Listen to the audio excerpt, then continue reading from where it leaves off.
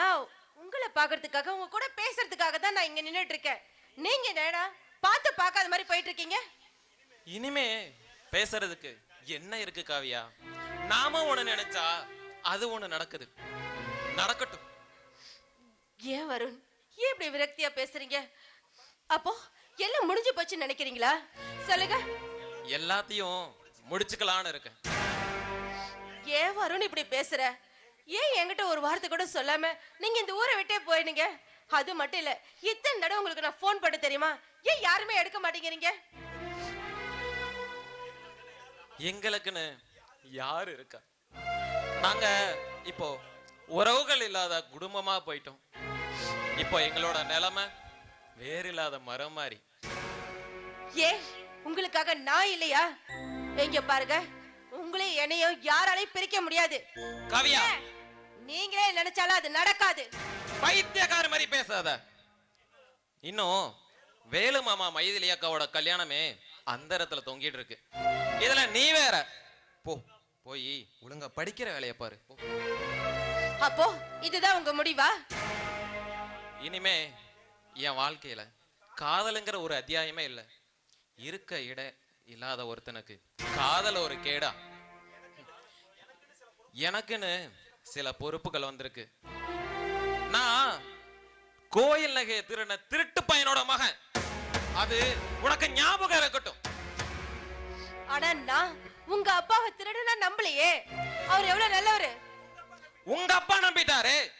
ஏன் இந்த 8 பட்டு ஜனமுமே நம்பிருச்சு. திருடனோட மகன் ஒவ்வொருத்தரோட பார்வையும் என்ன குத்தி காயப்படுத்துதே காவியா, குத்தி காயப்படுத்துது. வருண், அந்த காயத்துக்காக தான் காலம் முழுக்க நான் உன் கூடவே இருக்கணும்னு சொல்றேன். இது ஏன்டா புரிஞ்சுக்க மாட்டேங்கிற?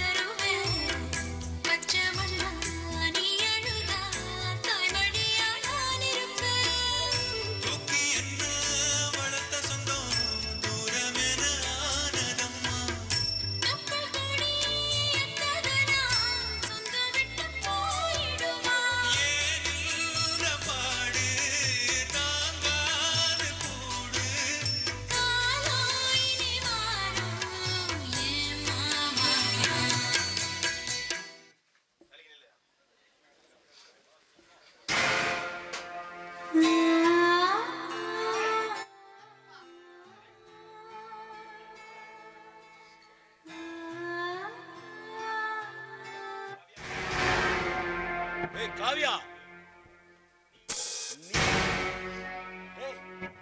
நீ இங்க என்ன பண்ற? இல்ல மாமா, காவியா. என்ன மாமான்னு சொல்லாத. என்னைக்கு உங்க அம்மாக்காரி அந்த திருட்டு பையன் சாவுக்கு வந்த என்ன வாசலோட திருப்பி அனுப்பிச்சாலோ அன்னைக்கே மாமா மச்சான் உறவு எல்லாம் அந்து போச்சுடா. உன்னையெல்லாம் மாமா, நீங்க என்ன வேணாலும் பேசுங்க. எங்க அப்பாவை திருடான்னு மட்டும் பேசாதீங்க மாமா. என்னடா கோயில் நகையை திருடன்னு சொல்லாம அப்பன என் மச்சான்னு சொல்லவே எனக்கு நாக்கு கூசுது. 1000 தடவை சொல்லுவேன்டா, உங்க அப்ப திருடா. மாமா, இன்னொரு தடவை சொல்லாதீங்க மாமா. என்னடா திருப்பி சட்டையா பிடிக்கிற?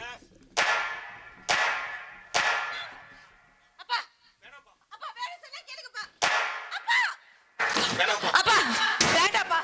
இங்க பாருங்க, இன்னொரு அடி வருண் மேல படிச்சு அப்புறம் அவ்வளவுதான். என்ன பண்ணுவ? பெத்த அப்பன் கூட பார்க்க மாட்டேன். செருப்பு கழட்டி அடிப்பேன்.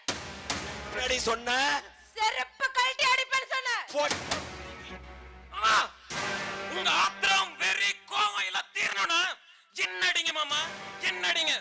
காவியா அடிக்க வேணாம், இங்க என்னை அடிச்சாதான் யாருமே கேட்க மாட்டாங்களே மாமா. ஏன் வருண், நான் கேட்பேன், நான் இருக்கேன்.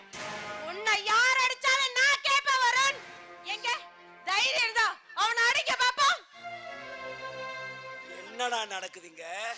என்னடா நடக்குது? உங்களுக்குள்ள அப்படியே காதல் பூத்து மலருதோ? புடுங்குறேன், அந்த காதல் செடியை வேரோட புடுங்குறேன். ஓடி. வருண், நீ தைரியம் இருந்தா நான் காவியா, இருக்கேன். காவியா. போட்ட சிறுக்கி பெத்த அப்பன செருப்பு கழட்டி அடிப்பியா? கொண்டு இப்ப எதுக்கு அவளை அடிக்கிறீங்க? ஏங்க, வயசுக்கு வந்த புள்ளை இப்படி கை நீட்டி அடிக்கிறீங்களே, உங்களுக்கு மனசாட்சியே கிடையாதா? ஏய், அந்த வருண் கூட இவ கூத்தடிச்சிட்டு இருக்காடி, கூத்தடிச்சிட்டு இருக்கா. அத தப்பா பேசாதீங்க. ஏதோ சின்ன சிறுசுங்க பேசிட்டு இருந்தாங்க, இது என்னங்க தப்பு இருக்கு? சமாச்சாரம் அப்படி போகுதோ? பெத்த மகளை கண்டவனுக்கு கூட்டி குறிக்கிறியாடி? சீ! ஓய மூடுங்க. அவன் ஒண்ணு கண்டவன் கிடையாது. வருடுக்கு இவன் மேல எல்லா உரிமையும் இருக்கு. அந்த உரிமை இருந்தா பேசணும். ஆமா, அந்த உரிமை போட்டு எங்கடி நொட்டுது? அந்த உரிமை எவன்டி கொடுத்தான்? என்னைக்கு எங்க அக்கா காரி வாசலோட திருப்பி அனுப்பிச்சாலோ அன்னைக்கே எல்லாம் முடிஞ்சு போச்சுரே. நான் பார்த்து என் மகளை எவனுக்கு வேணா கட்டி கொட்டு. இங்க அதை யாரும் கேட்க கூடாது. அதையும் மீறி ஏதாவது நடந்தது அவ்வளவுதான். இன்னொரு தடவை அந்த பொண்ணு கூட அவன் பேசுறத பார்த்தேன், அங்கேயே கண்ட தடவை வெட்டி போட்டு சொல்லிவை. என்ன சொன்னீங்க? நான் இவளை பெத்து வளர்த்ததே வருணுக்கு கல்யாணம் பண்ணி கொடுக்கறதுக்காகத்தான். இப்ப என்ன சொன்னீங்க? எவனுக்கு வேணா கட்டி கொடுப்பீங்களா? அப்படி ஒண்ணு நடந்தா அது என் பொணத்து மேலதான் நடக்கும்.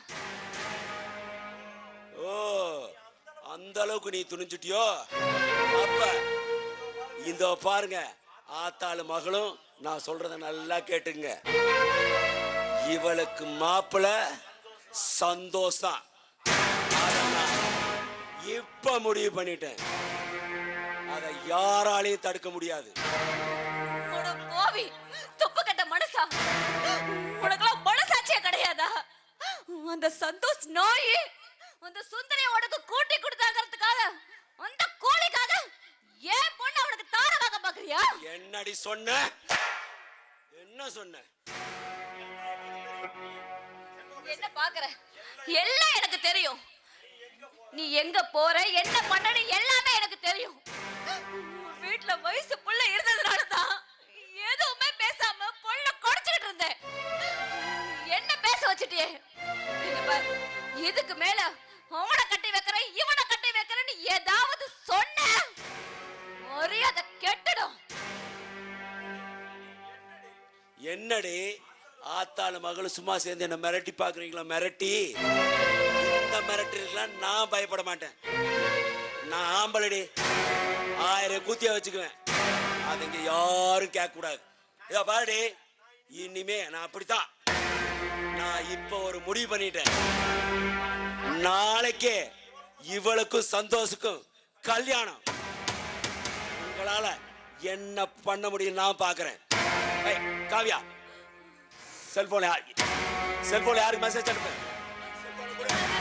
செல்போனை கொடு. செல்போன் கொடுக்க முடியாது. கொடுக்க மாட்டேன். செல்போனை கொடு. கொடுக்க மாட்டேன். செல்போனை கொடுக்கல. அம்மாவை விடு. விடுன்னு சொல்றேன்ல. எப்ப உங்க அம்மா நான் செத்ததுக்கு அப்புறம் கல்யாணம் நடக்குன்னு சொன்னால, உண்மையாலுமே கொன்னு புட்டு நான் அவனுக்கு கல்யாணம் பண்ணி வைப்பேன். செல்போனை கொடு. இப்ப என்ன? செல்போனை கொடு. இந்த செல்போன் தானே விடு. அம்மா விடு. நான் தரேன். கொடு செல்போனை. கொடு. அம்மா விடு. கொடு.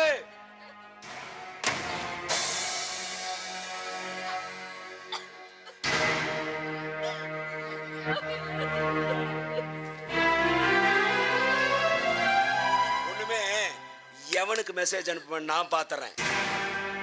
இன்னையிலிருந்து வீட்டோட இருக்கிறீங்க. நாளைக்கு உனக்கும் சந்தோஷுக்கும் கல்யாணம். அதை யாராலையும் தடுக்க முடியாது. வீட்டை விட்டு வெளியே போனீங்க அவளை போக முடியாது, நான் பூட்டிட்டு போயிடுவேன். ஐயோ, ஐயோ. கவ்யா, இப்ப என்னடி பண்ணுது? நம்ம எப்படி வெளியில போறது? பொத்தி பொத்தி வளர்த்துறடி. இப்ப அந்த போறதுக்கு கல்யாணம் பண்ணி கொடுக்கவா? பேசாம நம்ம 2 பேரும் செத்து போயிடலாம். மா, ஏமா தேவையில்லாம இப்படி கோலத்தனமா அழுதுட்டு இருக்க? இங்க பார், உன் புருஷனால எங்களை ஒண்ணும் பண்ண முடியாது. உன் புருஷனால மட்டும் இல்ல, எவனாலையும் என்னையும் வருணையும் பிரிக்க முடியாது. இங்க பாரு, நீ பயப்படாத. நான் ஏற்கனவே வருணுக்கு மெசேஜ் அனுப்பிட்டேன், அவன் பாத்துருவா. நீ ஒண்ணு கவலைப்படாத. நீ நினைக்கிற மாதிரி எதுவும் நடக்காதும்பா, நான் இருக்கேன்.